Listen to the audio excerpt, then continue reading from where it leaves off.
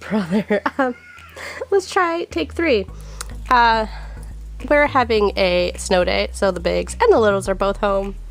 And yeah, Jeremy is not being kind to the littles, and I'm trying to record this so I can get working. So let's hope I can get through this time. So take 3. This is the top-down preemie hat from Cece Almond, which is the mother of the Geeky Girls Knit podcast. And I started this yesterday, actually, and I wanted to record this because I am now on the ribbing, which I think there's 4-ish rounds of that. It is a free pattern. It is like the first pattern, I think, that she published over on Ravelry. So if you just scroll down, if you go to the pattern store, I think it is, tab, it has all the patterns listed in order, I think, of when they were released. And that's how I found it, as I just scrolled down to the bottom because I knew it was one of the first patterns she had done. But yeah, I am almost done with this. This is the, I believe it was the 10.25 pattern size. I don't remember how many weeks that was. But I am just doing this out of some scrap yarn to get some stuff out of the house. I started this because I needed something to work for the Wool Needles Hands podcast. She's doing her Year of Hats again, and this year is every month has a more specific theme. Like last year she had themes, but they were less nailed down. And this year they're very much more specific, but this first month, since she got it started, I think in the second week of January, she had just left it as Maker's Choice. So I am doing a charity hat as my Maker's Choice, just because I'm starting late and wanted to get done, but I did want to try and knit a baby hat and wanted to try to knit one top down. Now this uses a different cast on method than I had used before. It does use a crochet hook.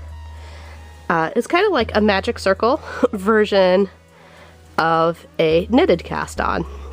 And basically use the magic ring and make crocheted stitches into it, but leaving the, kind of like making a cluster stitch, and then tightening that up when you get down further so that you can still work in the round without having a lot of difficulty with your circular needles. So these are my Caspian circular needles, my short tips. There, it was coming loose.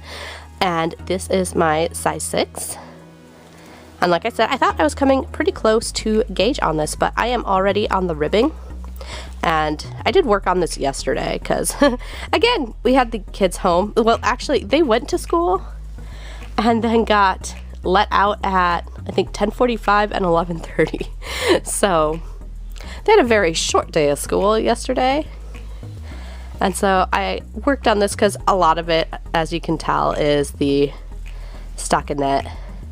And then this first part at the top is your basic increases, and it basically increases like crochet, except for the fact that you're doing a solid row every other row. So evens are solid knit stitches, and then your increases are on your odd rows, which is kind of how I've seen a lot of patterns do their increases when it comes to knitting. But yeah, so far, hopefully I will have this done today, so you might not really see it anymore. But that is one of my works in progress today.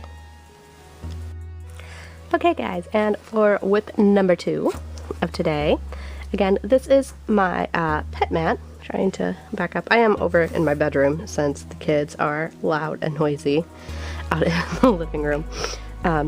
This is my pet mat, or cat mat, that I am making as a donation item. It is out of, well, I have a lot of Simply Soft, basically, that I had been stocking up for with, one of every color, because as one does. At least I believe this is all Simply Soft. Yeah, this still had the label. I was going to say I had a Yarn Bee, but that was a little finer weight. I'm pretty sure this is still the same.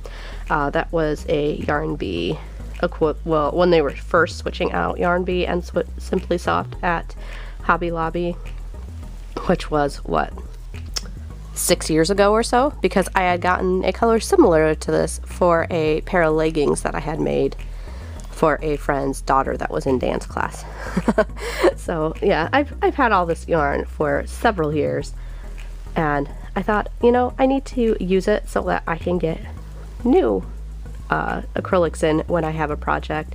And since I'm not really, I had gotten them all so I can make different colors of things for the Etsy shop, but I'm really not making things for people outside of my family. And when I make stuff for my family, I want to make it out of, I guess, warmer yarns. It's not that I'm making it out of nicer yarns, because I just kind of want to use up some of this stash that's been around, because I do like to use prettier yarns, and a lot of my yarns that I have from earlier are your very basics like this, where I could just mix and match for any project, you know, just use a stripe or whatever here and there.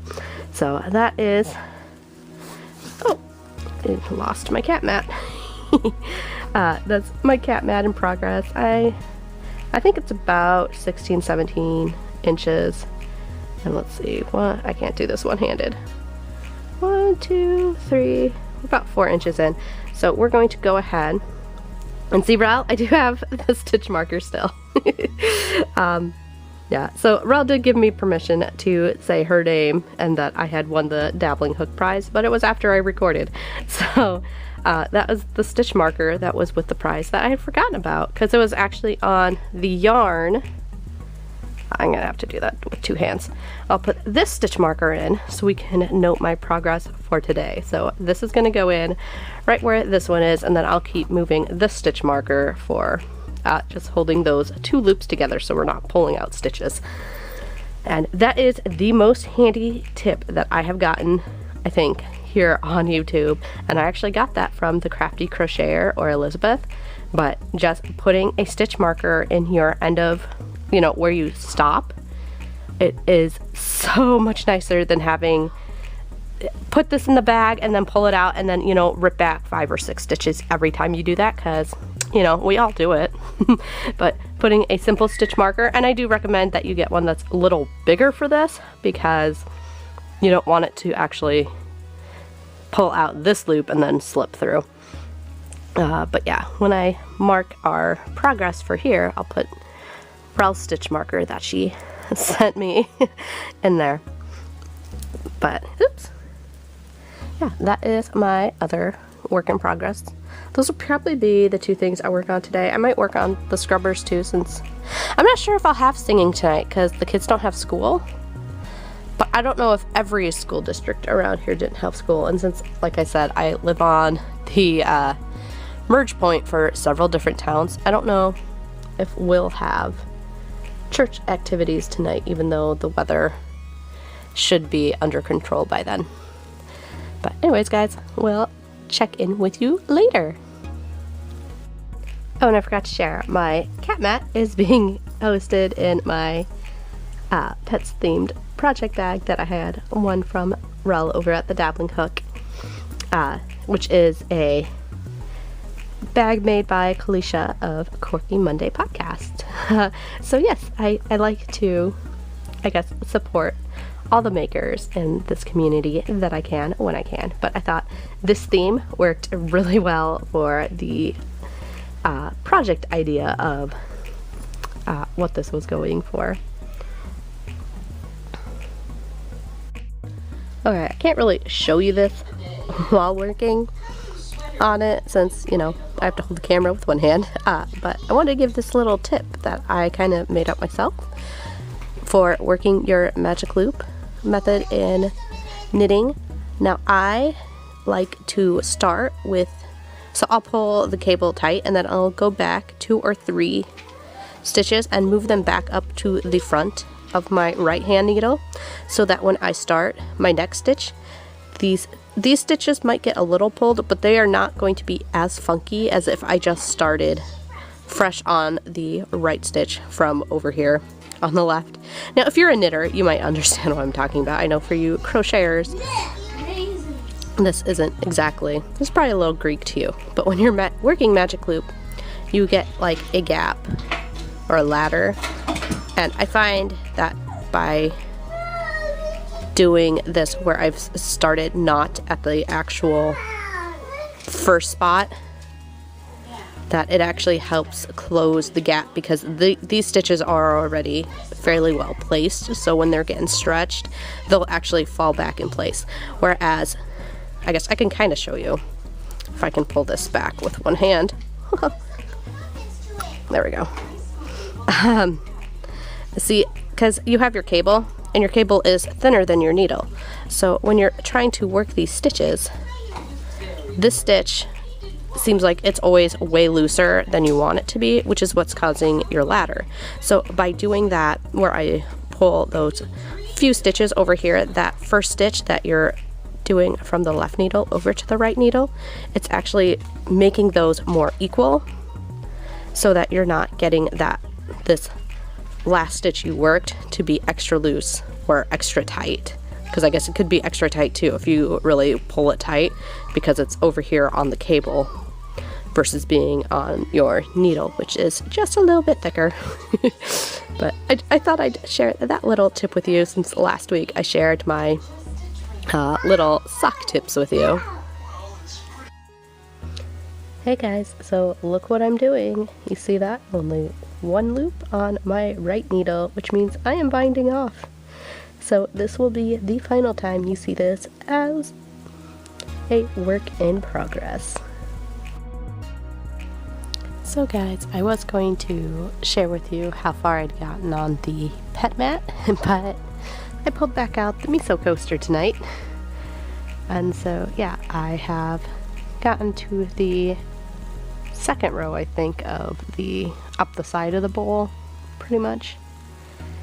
And I think there are 3 or 4 rows. I think there's 3 rows of that, so I'm not quite halfway.